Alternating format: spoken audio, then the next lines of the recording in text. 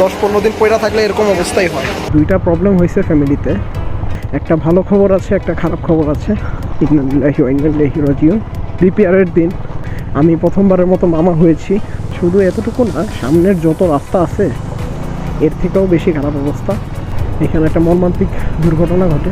একজন একদম স্পটে মারা যায়, একজন রাত্রে মারা যায়, আরেকজন সকালে মারা যায়।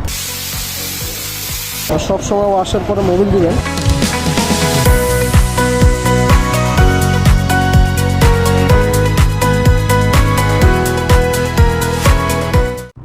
আসসালামু আলাইকুম। বিকেল বিকেলে একটু ঘুরতে বেরোলাম। বাসায় যাওয়ার টাইমে বাইকটাও প্রচুর ময়লা হয়েছে, বাইকটা ওয়াশ করে তারপর বাসায় চলে যাব। এখন একটু বের হলাম, দেখি আশেপাশে একটু ঘুরবো, বাইরে কোথায় যাব না। কাওলা আশিয়ান সিটি ঘুরে বাইকটা ওয়াশ করে বাসার দিকে চলে যাব। আজকে অনেক দিন পরে ব্লগ করতেছি। আমাদের ফ্যামিলিগত কিছু প্রবলেম হওয়ার কারণে আমি অনেক দিন ব্লগ করতে পারিনি। আজকে প্রায় সপ্তাহ 15 দিন পরে আমি ব্লগ করতেছি। দুইটা প্রবলেম হয়েছে ফ্যামিলিতে, একটা ভালো খবর আছে, একটা খারাপ খবর আছে। খারাপটা একটু বেশি খারাপ, ভালোটা আবার বেশি ভালো। খারাপটা দিয়েই স্টার্ট করি। আমার নানি ফেব্রুয়ারি মাসের 28 তারিখে আমার নানি ইন্তেকাল করেছে। ইন্নালিল্লাহি ওয়া ইন্না ইলাইহি রাজিউন। আমার নানির জন্য সবাই দোয়া করবেন। আর এর একদিন পরেই বিপিআরের দিন 29শে ফেব্রুয়ারি আমার মেজো বোনের একটা বেবি হয়। আমি প্রথমবারের মতো মামা হয়েছি। খুশিও বলতে গেলে, কিন্তু আর মন খারাপ করে রেখে লাভ নাই। আমার নানি তো চলেই গেছে, আল্লাহর জিনিস আল্লাহ নিয়ে গেছে। এখন তো দোয়া করা ছাড়া আর উপায় নাই, মন খারাপ করেও লাভ নেই। আমার বোনের মেয়ে হয়েছে, ও আল্লাহর রহমতে দুজনই সুস্থ আছে এবং বাসায় আছে দুইজনই। এইগুলা কারণেই আমি ব্লগ করতে পারিনি, কন্টিনিউ করতে পারিনি। বাইকও বাসায় পড়েছিল, একদম ময়লা হয়ে গেছে বাইক, যার কারণে ভাবলাম একটু বাইকটা নিয়ে একটু ঘুরেও আসি, একটু মাইন্ডটাও ফ্রেশ করি আর একটা ব্লগও করে ফেলি। এখন আমরা একটু দেখি আশিয়ান সিটির দিকে যাই। এদিকে তো রাস্তা মোটামুটি তো জানিনি কীরকম রাস্তা, আপনাদেরকে তো দেখাইছি আশিয়ান সিটির রাস্তা, কাওলা রাস্তা কীরকম। আপনারা অবশ্যই আমার নানির জন্য একটু দোয়া করবেন, আল্লাহ যাতে আমার নানিকে জান্নাতের উচ্চ মাকাম দান করে, কবর আযাব যেন মাফ করে দেয়। আমার এক ফ্রেন্ড নেমে যাবে এখানে, নামাই দিই, দয়া করিস। আমরা একটু আশিয়ান সিটির দিকে যাই। আশিয়ান সিটির দিকে যাই, একটু দেখি চা খাই। আমার বাইকটা একটু প্রবলেমও করতেছে, স্টার্ট বন্ধ হয়ে যায়। সপ্তাহ 15 দিন ধরে বাইকটাও পড়ে আছে, যার কারণে বাইকের এই হাল। আমার নানি আমার জীবনের সবচেয়ে কাছের মানুষ, নিয়ে চলে গেছে আমাদেরকে দেখে। এগুলো আর বলে লাভ নাই। আমার নানির জন্য সবাই দোয়া করবেন। এখন চলেন আমরা একটু আশিয়ান সিটির দিকে যাই।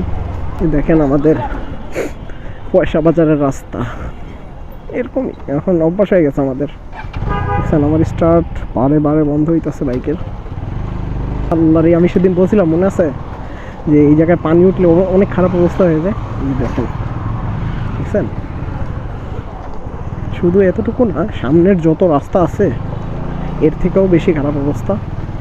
সামনে আর না যাই, আমি একদিন দেখাবো পুরা আশকোনা সিটিটা দেখাবো যে আশকোনা সিটির রাস্তার কী অবস্থা। এই যে দেখেন সামনে একদম যতটুক চোখ যায় এরকম রাস্তা।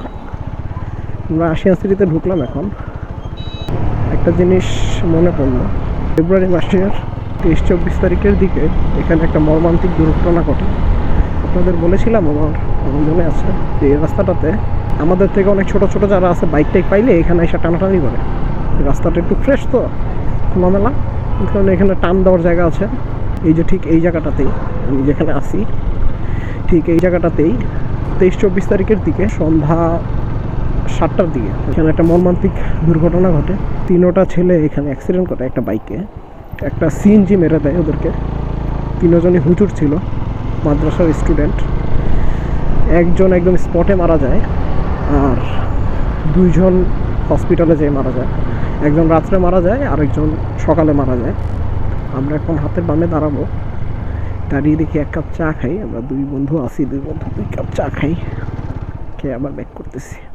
আনিলাম আমরা বাইক আছে। চেয়ার্স, খাওয়ার পরে চেয়ার্স। এটা আমাদের অন্যরকম ভালো লাগে। এখানে আসি প্রায় চা খাইতে। আমরা চা খাইলাম, সন্ধ্যাও হয়ে যাচ্ছে। আমরা দেখি এখন ব্যাক করব, আবার বাইকও ওয়াশ করা লাগবে। অনেক দিন ধরে বের হওয়া হয় না, যত্ন নেওয়া হয় না বাইকটার, ময়লা পড়ে গেছে। একটু যাই ওয়াশ করাই বাইকটা।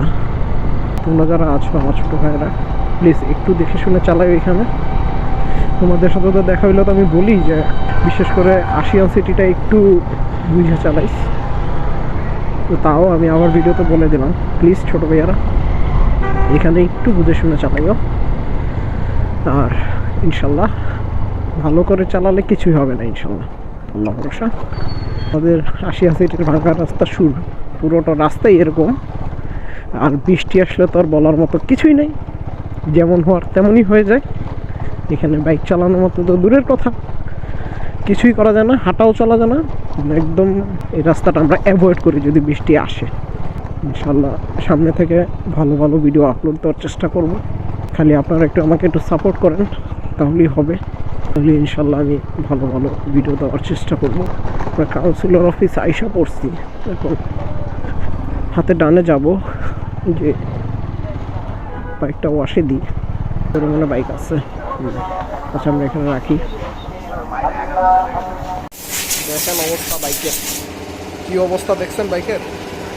10-15 দিন পয়রা থাকলে এরকম অবস্থাই হয়। এখন একবারে চকচক চকচক করবে আবার ইনশাল্লাহ। এখন আমার বাইক সাদা হয়ে যাবে, আমার বাইক সাদা হয়ে যাচ্ছে।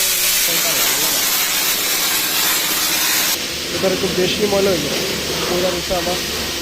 বাইক ওয়াশ ডান। বাইকে এখন মোবিল দিচ্ছি, ট্রেনে সবসময় মোবিল দিবেন।